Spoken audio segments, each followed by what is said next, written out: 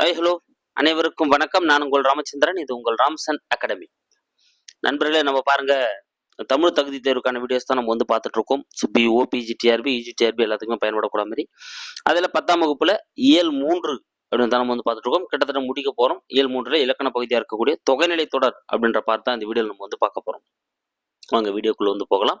அதுக்கு முன்னால நம்ம லாஸ்ட் வீடியோல ஒரு கொஸ்டின் கொடுத்துருந்தோம் இல்லைங்களா, அதுக்கான ஆன்சர் என்ன அப்படின்றத முதல்ல பார்த்தலாம். நம்ம லாஸ்ட் வீடியோல கேட்டிருந்தீங்கன்னா, விருந்தினர் தினம் என்பது எப்படி விடியும் தெரியுமா என சிறுகதை எழுதியவர் யார்? ஸோ விருந்தினர் தினம்னா எப்படி இருக்கும் அப்படின்றத வந்து ஒரு சிறுகதை மூலமா வந்து பார்த்தோன்னா, காலையில வந்து எழுந்த உடனே வீட்டு வாசல பார்ப்பாங்க, காகம் கத்திக்கிட்டே இருக்கும், பலாப்பழத்தோட வருவாங்க, ஓடி போய் பார்ப்போம். இந்த மாதிரி சொல்லி இருப்பார், ஒரு கதையாவே எழுதியிருப்பாரு.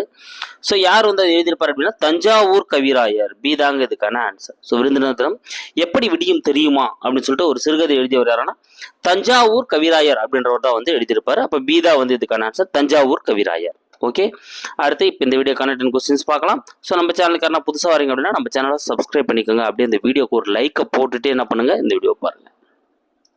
ஓகே, ஃபர்ஸ்ட் கொஸ்டின் பார்க்கலாம் பாருங்க. ஒரு தொடரில் இரு சொற்களுக்கிடையே சொல்லோ உருவோ மறைந்து ஒரே சொல் போல நிற்குமானால் அதனை டேஷ் என்று கூறுவர். இங்க ரொம்ப முக்கியமான விஷயங்க. மறைந்து அப்படின்னாலே தொக்கி வருதுன்னு அர்த்தம். அப்போ மறைந்து அப்படின்னாலே தொக்கி வருதுனால நம்ம சொல்லுவோம், தொகைன்னு தான் நம்ம வந்து சொல்லுவோம். அப்போ தொகைநிலை தொடர் அப்படின்றத இதுக்கான ஆன்சர். ஸோ வெளிப்படையா வந்தா நம்ம தொகைநிலை தொடர்னு சொல்லுவோம். இங்க மறைந்து வருது அப்படின்னு சொல்றதுனால என்ன சொல்றோம், நம்ம தொகைநிலை தொடர்னு சொல்றோம். அப்போ ஒரு தொடரில் 2 சொற்களுக்கிடையே சொல்லோ உருவோ ஏதோ ஒன்று மறைஞ்சிட போகுது, ஆனா ஒரே சொல் போல நம்மளுக்கு வந்து தெரிய போகுது. அப்படி இருக்கிறத நம்ம என்ன சொல்லுவோம், தொகைநிலை தொடர் அப்படின்னு நம்ம வந்து சொல்லுவோம். ஓகேங்களா, அடுத்த செகண்ட் கொஸ்டின்.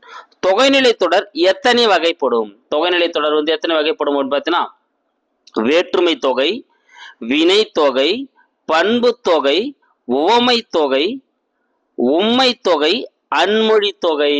அப்போ வேற்றுமை தொகை, வினை தொகை, பண்பு தொகை, உவமை தொகை, உம்மை தொகை, அன்மொழி தொகைன்னு சொல்லிட்டு 6 வகைப்படும். அப்ப டி தான் இதுக்கான ஆன்சர். தொகைநிலை தொடர் வந்து 6 வகைப்படும். அடுத்த தேர்ட் கொஸ்டின் பார்க்கலாம் பாருங்க. ஒரு தொடரில் வேற்றுமை உறுப்புகளான ஐ, ஆல், கு, இன், அது, கண் ஆகியவற்றுள் ஒன்று மறைந்து வந்து பொருள் உணர்த்துவது டேஷ். அப்ப பாருங்க, ஒரு தொடர்ல இந்த வேற்றுமை உறுப்புகள் ஐ, ஆல், கு, இன், அது, கண், அதாவது 2ஆம் வேற்றுமை உறுப்புல இருந்து 7ஆம் வேற்றுமை உறுப்பு இருக்கக்கூடிய இந்த வேற்றுமை உறுப்புகள் மறைந்து வந்து பொருள் தருது அப்படின்னா அதை தான் நம்ம என்னன்னு சொல்லுவோம் அப்படின்னா வேற்றுமை தொகை அப்படின்னு சொல்லுவோம். ஏது அதுக்கான ஆன்சர், வேற்றுமை தொகை. ஏன்னா வேற்றுமை உறுப்புகள் தான் மறைந்து வந்து பொருள் தருதுனால, தொக்கி வந்து தரதுனால தொகைன்னு சொல்றோம். அப்ப வேற்றுமை தொகை. அடுத்து, மதுரை சென்றார். மதுரை சென்றார் என்பது எவ்வகை தொடர்? மதுரை சென்றார் என்பது எவ்வகை தொடர்? 4th கொஸ்டின் பாருங்க. மதுரை சென்றார் அப்படின்றது நீங்க பாத்தீங்கன்னா மதுரைக்கு சென்றார் அப்படின்னு வரணும். அப்ப அந்த கு அப்படின்ற அந்த வேற்றுமை உறுப்புங்க என்ன வருதுங்க, மறைந்து வருது. கு அப்படின்ற வேற்றுமை உறுப்புங்க என்ன பண்ணுது, மறைந்து வருது. அப்ப இது வந்து வேற்றுமை தொகை. ஏதாவதுக்கான ஆன்சர் வேற்றுமை தொகை. ஓகேங்களா, இன்னும் குறிப்பிட்டு சொல்லணும்னா 4ஆம் வேற்றுமை தொகை. இன்னும் குறிப்பிட்டு சொல்லணும், ஏன்னா கு அப்படின்றது ஐ 2ஆம் வேற்றுமை தொகை, ஆல் அப்படின்றது 3ஆம் வேற்றுமை உருவு, கு அப்படின்றது 4ஆம் வேற்றுமை உருவு. அப்ப 4ஆம் வேற்றுமை தொகைன்னு தான் வந்து இன்னும் இதுல குறிப்பிட்டு சொல்லணும். ஏன்னா 4ஆம் வேற்றுமை உருவாகிய கு தான் அங்க வந்து மறைஞ்சு வருது. மதுரைக்கு சென்றார் அப்படின்னு வந்திருக்கணும். அப்ப ஏதா வந்து இதுக்கான ஆன்சர். அடுத்த 5வது கேள்வி. தேர்ப்பாகன் என்பது டேஷ். தேர்ப்பாகன் அப்படின்றது வந்து என்னவா வரும்?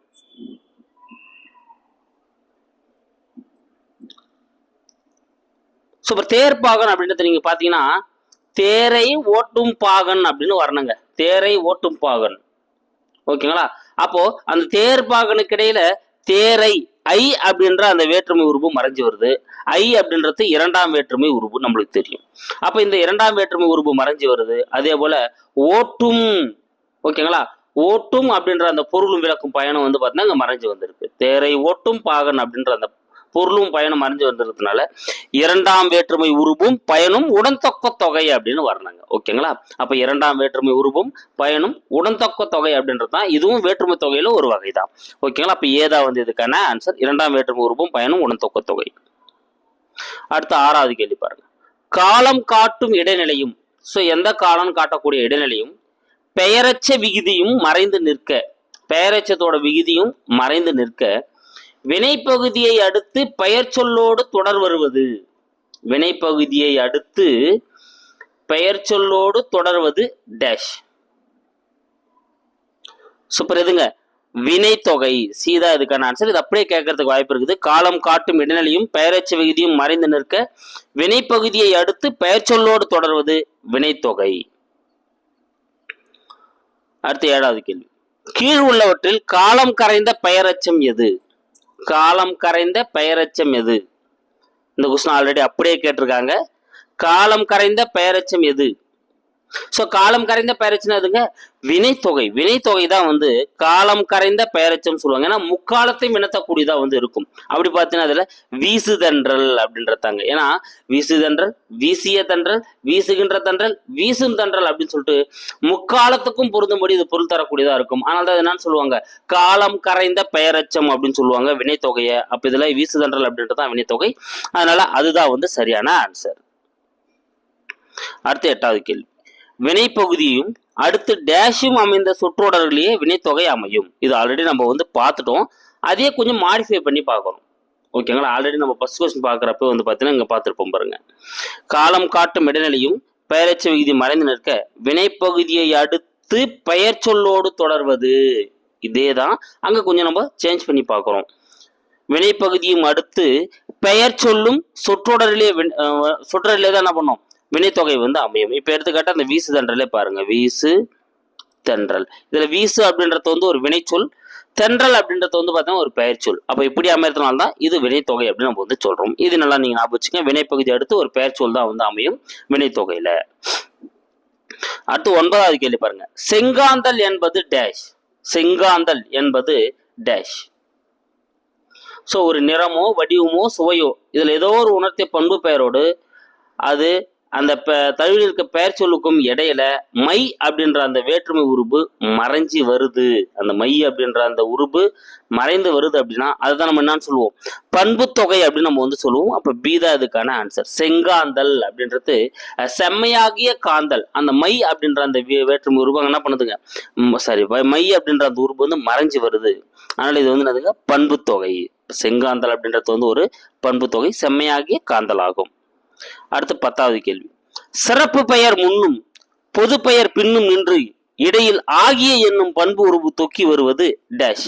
பாருங்க, முதல்ல சிறப்பு பெயர் இருக்கும், அதுக்கப்புறம் பொது பெயர் இருக்கும். இதுக்கு இடையில ஆகிய அப்படின்ற அந்த பண்பு உருவு தொக்கினா மறைந்து வரும். அப்படி வரக்கூடியது டேஷ் அப்படின்னு சொல்றாங்க. இருபெயரொட்டு பண்பு தொகை. இது எடுத்துக்காட்டோட பாக்குறப்போ நம்மளுக்கு வந்து கிளியரா புரிஞ்சிடும். சிறப்பு பெயர் முன்னும் பொது பெயர் பின்னும் நின்று இடையில் ஆகிய என்னும் பண்பு உருவு மறைந்து வருவது இருபெயரொட்டு பண்பு தொகை. இருங்க, இங்க இந்த கொஸ்டின் பார்த்துரும். சரி, இது முதல்ல நான் ரிவிஷன் கொடுத்துட்டு வந்துடுறேன். அந்த 10 கொஸ்டின் ரிவிஷன் கொடுத்துடலாம் பாருங்க. ஒரு தொடரில் இரு சொற்களுக்கிடையே சொல்லோ உருவோ மறைந்து ஒரே சொல் போல தோன்றும் இருக்குமானால் அது தொகைநிலை தொடர்னு சொல்லுவோம். தொகைநிலை தொடர் வந்து பார்த்தீங்கன்னா 6 வகைப்படும். ஒரு தொடரில் வேற்றுமை உருவுகளான ஐ, ஆல், கு, இன்னதுகன் ஆகிய உருவுகள் மறைஞ்சு வந்தால் அதுதான் நம்ம என்ன சொல்லுவோம்? வேற்றுமை தொகை அப்படின்னு நம்ம வந்து சொல்லுவோம். மதுரைக்கு சென்றார் அப்படின்னு வந்திருக்கணும். அதனால இது வந்து பார்த்தா வேற்றுமை தொகை. கூ உருவு இங்க மறைஞ்சு வருது. தேர்ப்பாகன் அப்படின்னா தேரை ஓட்டும் பாகன்னு வரணும். அப்ப 2ஆம் வேற்றுமை உருவும் பயணம் உடன் தொக்க தொகையும். காலம் காட்டும் இடைநிலையும் பெயரச்ச விகுதியும் மறைந்து நிற்க வினைப்பகுதியை அடுத்து பெயர் சொல்லோடு தொடர்வது. ஸோ அப்போ முதல்ல வினைப்பகுதியும் அடுத்து பெயர் சொல்லும் தொடர்வது வினைத்தொகை. காலம் கரைந்த பெயரச்சம் அப்படின்னா அது வினைத்தொகை தான் குறிக்குது. இங்க வீசு தன்றல் அப்படின்றது தான் முக்காலத்துக்கு வரக்கூடியதா இருக்கும். வினைப்பகுதியை அடுத்து பெயர் சொல்லும், வினைப்பகுதியை அடுத்து பெயர் சொல்ல இருக்கிற சுற்றோடல் தான் வினைத்தொகை அமையும். செங்காந்தல் அப்படின்றது செம்மையாகிய காந்தல் வரணும். அதனால இது வந்து பண்பு தொகை. சிறப்பு பெயர் முன்னும் பொது பெயர் பின்னும், சிறப்பு பெயர் முன்னால பொது பெயர் பின்னால ஆகிய அப்படின்ற உருவு மறைஞ்சு வந்தா அதான் இருபெயரொட்டு பண்பு தொகைன்னு சொல்லுவோம். இங்க பார்க்கலாம் பாருங்க, இது உங்களுக்கான கேள்வி. மார்கழி திங்கள் என்பது இருபெயரொட்டு பண்பு தொகை எனில். அப்ப இதுக்கான ஆன்சர் இங்க கொடுத்துட்டு இருக்குது. அப்ப மார்கழி திங்கள் என்பது இருபெயரொட்டு பண்பு தொகை. இங்க பாருங்க, மார்கழி திங்கள் அப்படின்னு ஞாபகம் வச்சுக்கலாம். இங்க என்ன சொல்லியிருக்காங்க? முதல்ல சிறப்பு பெயர். சோ மார்கழி அப்படின்றது அந்த மாதங்களோட சிறப்பு பெயரை குறிக்குது. அதுக்கான பொது பெயர் தான் சொல்லுவாங்க, பொதுவா திங்கள்னு சொல்லுவாங்க. ஸோ எல்லா மாதங்களையும் சேர்த்து பொதுவாக திங்கள்னு சொல்லிடுவாங்க பொது பெயர்.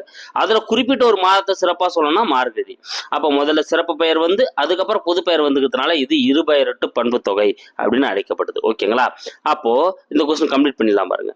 மார்கழி திங்கள் என்பது இருபெயரட்டு பண்பு தொகை எனில் சாரை பாம்பு என்பது டேஷ். எதுங்க?